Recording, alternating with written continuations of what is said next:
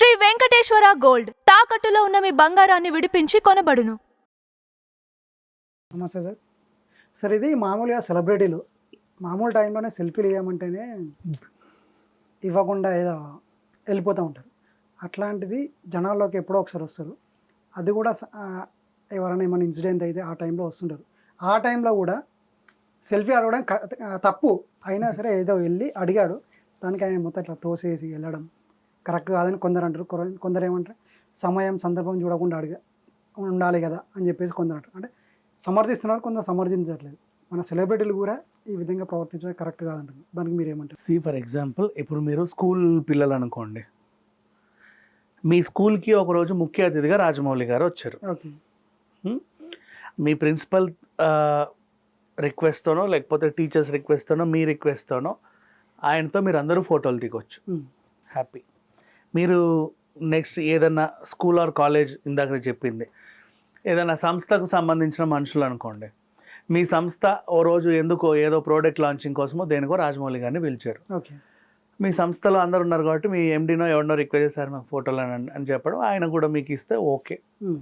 లేదు మీ ఒక యూనియన్కి సంబంధించిన వేడుకనో ఏదో ఓ దగ్గరికి వెళ్ళారు, అక్కడికి రాజమౌళి గారు వచ్చారు, ఎగబడ్డారు, సెల్ఫీలు అడిగారు, పర్వాలా. సందర్భం లేకుండా నీకు సంబంధం లేని చోటికి నీకు సంబంధం లేకుండా రాజమౌళి వచ్చినప్పుడు నువ్వు సంబంధం లేకుండానే ఉండాలి. ఇక్కడ రాజమౌళే కాదు, ఎవరైనా సరే.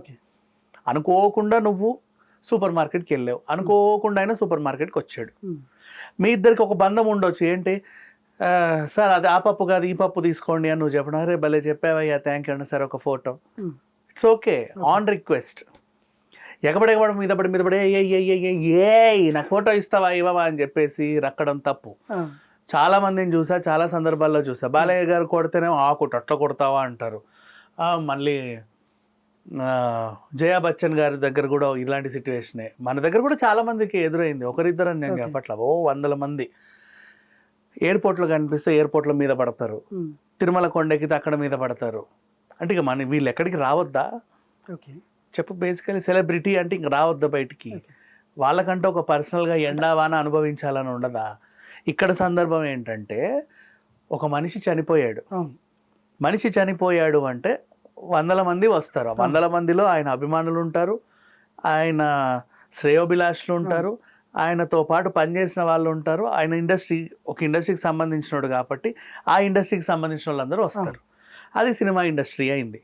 సినిమా ఇండస్ట్రీ అయిన పాపానికి ఖచ్చితంగా సెలబ్రిటీలు అందరూ అక్కడికి రావాలి, ఖచ్చితంగా రావాలి. వాళ్ళు అక్కడికి రాగానే వెంటనే మీద పడి రక్కేస్తారు, నాకు ఫోటో నాకు ఫోటో నాకు. అసలు సందర్భం ఏంటి? అక్కడ మనిషి చనిపోయాడు, నీకు అంత ఎల్లు ఒక పువ్వు అక్కడ పెట్టు, కాసేపు మౌనం పాటించు, వచ్చేసేయి, బాధపడతా. మిగతా వాళ్ళు కూడా వెళ్ళి వస్తాడో చూడండి అంతే.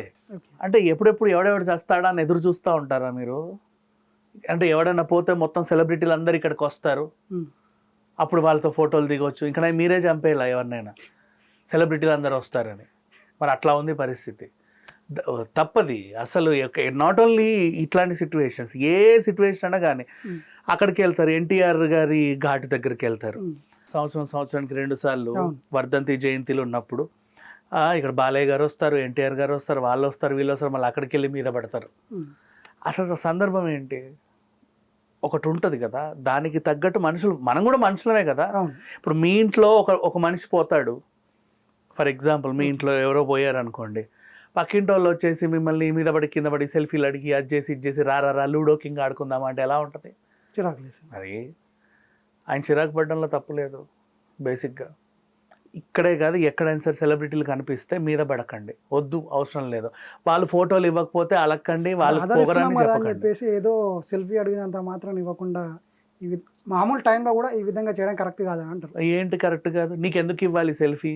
తొక్కలో సెల్ఫీ దేనికి? నీకు సెల్ఫీ ఏం ఆదరిస్తున్నా అంటే నువ్వు ఆదరిస్తే రోజు నీకు సెల్ఫీ ఇవ్వాలా? ఎక్కడ కనిపిస్తే అక్కడ, ఎక్కడ కనిపిస్తే అక్కడ నీ మీద ఖర్చు సెల్ఫీ ఇవ్వాలా? నేను ఎవడ ఆదరించమంటే వద్దు, మీ ఆదరణలు వద్దు, అవసరం కూడా లేదు ఆదరణ, వదిలేయండి, ఆదరించకండి, బెటర్.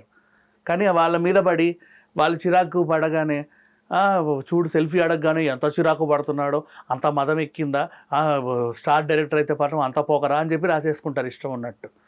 మనిషికి ఒక ప్రైవేట్ స్పేస్ ఇవ్వాలి. నీకు విషయం తెలుసా? ఇప్పుడు ఈవెన్ నేనే ఉన్నా, నా పర్మిషన్ లేకుండా నన్ను ఎవరన్నా ముడితే నాకు చాలా చిరాకు. ఓకే. ఎక్స్క్యూజ్ మీ పిలువు, ఓకే. చూస్తాడు, తిరుగుతాడు. తిరిగినప్పుడు ఒక ఫోటో, ఓకే ఇస్తా అంటే ఇవ్వు, లేకపోతే ఇవ్వడు, అది ఆయన ఇష్టం. ఎక్స్క్యూజ్, ఒక పిలుపు, ఒక పలకరింపు, చూస్తాడు, లేదయ్యా ఇప్పుడు ఇవ్వను, ఓకే సార్ పర్లేదు థ్యాంక్ యూ, రాయ్యా బాబు ఇస్తాను, ఓకే సార్ థ్యాంక్ యూ, అంతే. ఎట్టు కనిపిస్తే అక్కడ మీద పడి చేతులు ఎత్తేసి రక్కేసి గిక్కేసి ఇవన్నీ చేయకూడదు. ఈ ఓపెనింగ్లోకి వెళ్తారు కత్తిరింపులకి హీరోయిన్లు, ఆడోళ్ళని కూడా చూడకుండా ఇష్టం నుండి చేతులు వేస్తారు. అట్లాంటి విషయాలు తప్పు చాలా. ఎట్లాంటి విషయాల్లో మగవాళ్ళు ఉన్నా సరే నువ్వు చేతులు వేయడం తప్పే. ఒక మనిషి పర్మిషన్ లేకుండా అతని దరిదాపులో కూడా వెళ్ళదు, కనీసం డిస్టెన్స్ మెయింటైన్ చేయాలి. వెనకాల వెనకాల వెనకాల వెనకాల పడి వస్తున్నారు. వెనకాల ఎవరైనా వస్తే ఎవరికైనా చిరాకే తెలుసా, ఆడెవడో ఎందుకు వస్తున్నాడో తెలియదు మన వెనకాల. ఇప్పుడు నేనైనా ఎక్కడన్నా నడిస్తే పార్కుల్లోనో ఎక్కడన్నా వెనకాలే ఎవరైనా నడుస్తూ ఉంటే కాసేపు ఆగి వాళ్ళు పోయాకపోతా. చిరాకు ఎవరికైనా వెనకాల రాకూడదు అలా. వెనకాల ఉంటే ఎవరికైనా చిరాకే, ఎందుకు వస్తావు వెనకాల అట్లా. మామూలుగా అంటున్న విషయం ఏంటంటే మామూలు టైంలోనే ఈ విధంగా చేస్తారు, ఇట్లాంటి టైంలో మాత్రం కొట్టినా కొడతారు, కొట్టినప్పుడు కూడా అడగడానికి కూడా దిక్కుండదు అని చెప్పేసి అంటున్నారు. అందుకే కొట్టరులే సెలబ్రిటీలు, కానీ ఎవరైనా సరే కొట్టరు. ఒక మనిషిని కొట్టే ఇది ఎవరికి లేదంటే ఆ మాత్రం సెన్స్ ఉంటుంది, కానీ అవతల మనిషి ఇలా రక్కొద్దు మీద పడి. Okay, thank you.